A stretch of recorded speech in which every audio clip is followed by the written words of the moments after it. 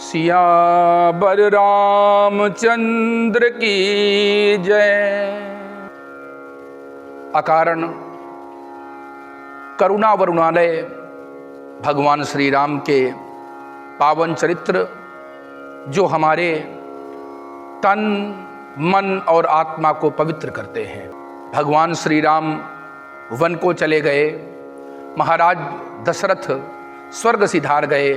भरत जी जब लौट करके आए हैं तो गुरुदेव ने कहा कि राजा ने तुमको राज्य दिया है और राम की भी यही इच्छा थी, परंतु भरत जी का भ्रातृत्व देखिए, उन्होंने इस अयोध्या के साम्राज्य को स्वीकार नहीं किया। और भरत जी ने कहा कि मैं तो श्री राम जी के चरणों का सेवक हूँ और समस्त संपत्ति उन्हीं की है, हम सबका कल्याण उसी में है कि हम सब जा करके श्री राम को मना करके अयोध्या ले आएं। सब तैयार होकर के भगवान श्री राम के पास चलने को तैयार हैं, उद्यत हैं। सौंपी नगर सुचि सेवकनी, सादर सकल चलाई। सुमिरि राम सिय चरण तब, चले भरत दो भाई।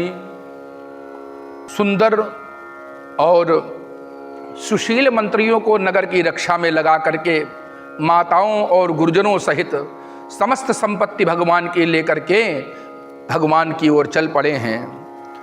राम दरस बस सब नर नारी, जनु करी करनी चले तकी बारी।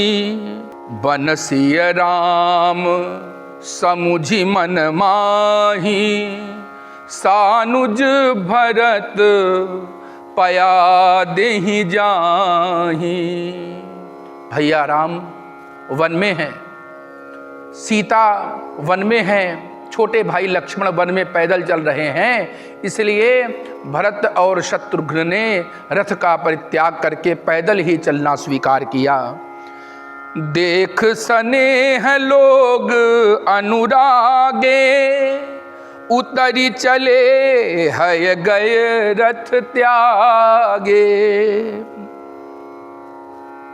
भरत जी को इस प्रकार पैदल चलते हुए देख करके बहुत से ग्रामवासियों ने अपने रथों का परित्याग कर दिया और भरत जी पैदल ही भगवान श्री राम से मिलने के लिए जा रहे हैं। समाचार सब सुने निषादा, हृदय विचार करई सब सादा। कारण कवन भरत बन जाहि, है कछु कपट भाव मन माही। चलते चलते भरतादिक सेना समेत जब श्रृंगबेरपुर पहुँचे हैं तो निषाद राज के मन में खलबली मच गई और उसने सोचा कि भरत वास्तविकता में वन क्यों जा रहे हैं, ऐसा क्या कारण है। भरत को तो अयोध्या का राज्य प्राप्त ही हो गया था। उनके मन में आशंका हो रही है और आशंका का एक दूसरा कारण ये भी है कि भरत जी के साथ बहुत सारा साज समाज है, सेना है, घोड़े हैं, हाथी हैं, पैदल सिपाही हैं। जौ पै जिय न हो तिकुटिलाई, तो कतलीन संग कटकाई। अगर इनके मन में राम जी के प्रति कोई कुटिलता ना होती तो फिर इतनी बड़ी सेना ले जाने का वन में औचित्य ही क्या था। ऐसा लगता है वो सोच रहे हैं कि राम और लक्ष्मण वन में अकेले होंगे तो ऐसा ना हो कि 14 वर्ष बाद लौट आएं, मैं निष्कंटक राज्य करूं, इसलिए राम और लक्ष्मण का अहित करने जा रहे हैं। भरत न राजनीत उर आनी, तब कलंक अब जीवन हानि। भरत ने ठीक से विचार नहीं किया, क्योंकि यदि ठीक से राम जी को जान पाते तो फिर ऐसी स्थिति ही ना आती। अभी तो इनके ऊपर कलंक ही लगा था, अब जो है ये जीवन से भी हाथ धो बैठेंगे। क्यों? सकल सुरासुर जुरहि जुझारा, राम ही समर न जीतन हारा। सारे देवता और असुर एक बार में यदि लड़ाई करें तो वे भी भगवान राम से नहीं जीत सकते। तो भरत भगवान से लड़ने क्यों कर जा रहे हैं? अब अपने ज्ञाति बंधुओं को बुला करके कहता है कि देखो भैया, परीक्षा की घड़ी है। मुझे ऐसा अनुमान है कि हमारे मित्र श्री राम जी के जीवन में कोई संकट आने वाला है, क्योंकि भरत जी आ रहे हैं ये तो ठीक है, पर साथ में बहुत भारी चतुरंगिणी सेना है, इससे मुझे आशंका है। हमें क्या करना चाहिए?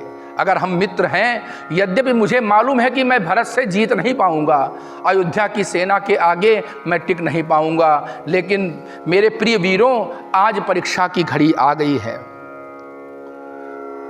होहु संजोइल रो कहु घाटा, ठाटहु सकल मरे के ठाटा। आज हम सबके परीक्षा की घड़ी है। आज हम सभी अपने जीवन को धन्य कर लें। समस्त घाटों में रोक लगा दो।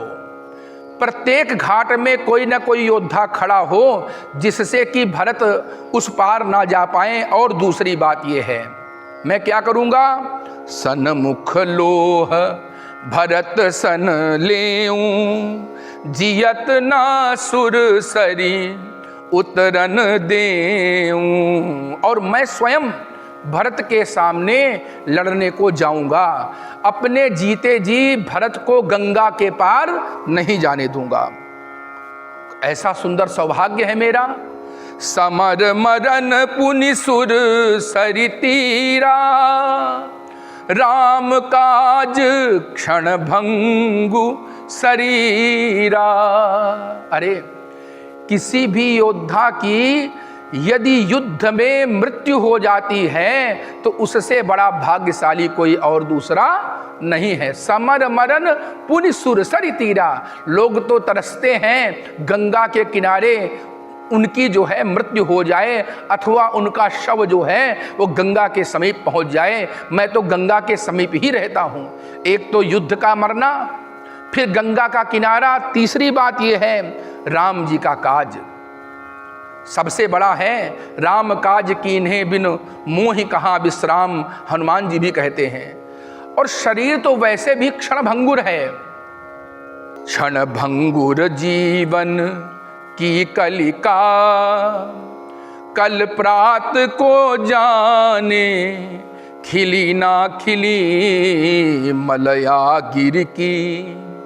शुचि शीतल मंद सुगंध समीर हिली ना हिली। कलिकाल कुठार लिए फिरता, तन नम्र से चोट झिली ना झिली।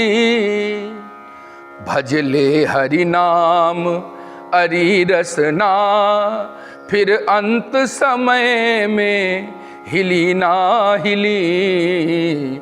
भजले हरि नाम। तो राम जी के काज में अगर ये क्षणभंगुर शरीर आ जाए, ये पंच भौतिक शरीर आ जाए, ये मेरे लिए बड़े सौभाग्य की बात है। स्वामी काज करी हूँ रन रारी, जस धवली हूँ भुवन दस चारी।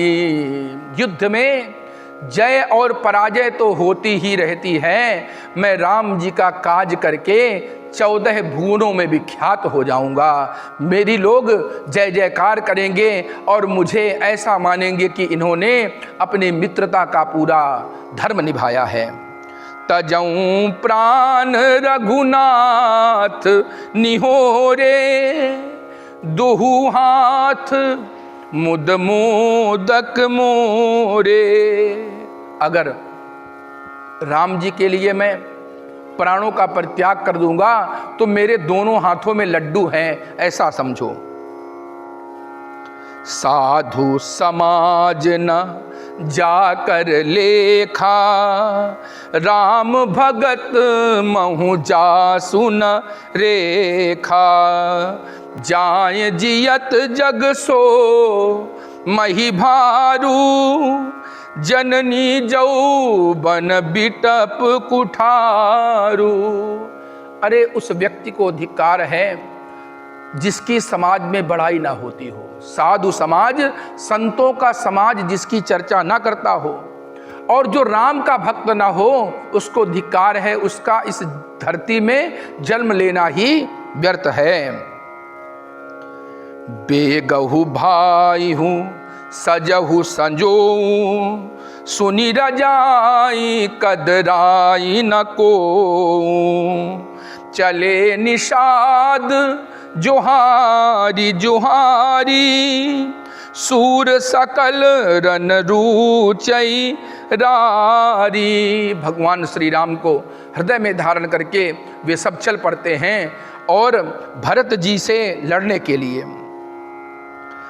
राम प्रताप नाथ बल तोरे, करहि कटकु बिनु भट बिन घोरे। हे नाथ, आपके और राम जी के प्रताप से हम लोग युद्ध में पैर पीछे नहीं करेंगे। आज सारा संसार हमारा पराक्रम देखेगा, हम इस धरती को रुंड और मुंडमय कर देंगे। इतना कहत छींक भई बाएं, कहेउ सगुनियन खेत सुहाए। और इतना कहते ही एक व्यक्ति को छींक हो गई। बाईं ओर जो छींक होती है वो शुभ मानी जाती है। औषधि सेवने, भोजने, शयने, इन सब कार्यों में अगर छींक आ जाती है तो अच्छा माना जाता है। और युद्ध के समय अगर बाएं छींक होती है तो भी अच्छा माना जाता है। तो वहाँ जो शगुन शास्त्र के जानने वाले, जो लोकाचार के ज्योतिषी हैं, उन्होंने कहा कि जीत होगी अथवा प्रेम होगा। बूढ़ एक कहा सगुन बिचारी, भरत ही मिली न होई है रारी। महाराज, निषाद राज, आप व्यर्थ ही शंका कर रहे हैं। भरत जी से मेल मिलाप होगा, न कि लड़ाई। राम ही भरत मनावन जाही, सगुन कहई अस विग्रह नाही। मेरा अनुमान, मेरी ज्योतिष ऐसा कहती है कि भरत लाल जी श्री राम जी को मनाने जा रहे हैं, इसलिए भरत से लड़ने की कोई आवश्यकता नहीं है। सुनी गुहु कहाई नीक, कहे बूढ़ा सहसा करी पछताही विमूढ़ा। निषाद राज गुह बुद्धिमान हैं, श्री राम जी के मित्र हैं, तो कहते हैं कि ये जो वृद्ध हैं इन्होंने बिल्कुल ठीक कहा है। हमेशा अपने माता पिता और वृद्धों की बातों का सम्मान करना चाहिए, क्योंकि अचानक कभी भी कोई कार्य हम करते हैं तो उसमें कभी कभी पश्चाताप का भागी बनना पड़ता है। सहसा न विदधीत, अर्थात अचानक कोई कार्य नहीं करना चाहिए, पहले सोच विचार लेना चाहिए। और हम लोग भरत जी को बिना जाने, बिना उनके मंतव्य को जाने, बिना उनके स्वभाव को जाने यह निश्चित नहीं कर सकते हैं कि भरत जी राम जी से लड़ने जा रहे हैं। हाँ, एक बात की शंका अवश्य है कि इनके साथ इतनी बड़ी सेना क्यों है। फिर भी मैं तुम सब लोगों को सावधान करता हूँ, तुम लोग छिप जाओ और मैं पहले भरत जी से मिलने जाऊंगा। वहाँ पर कोई संदेह मुझे लगेगा तो मैं इशारा करूंगा, तुम लोग लड़ने से पीछे ना हटना।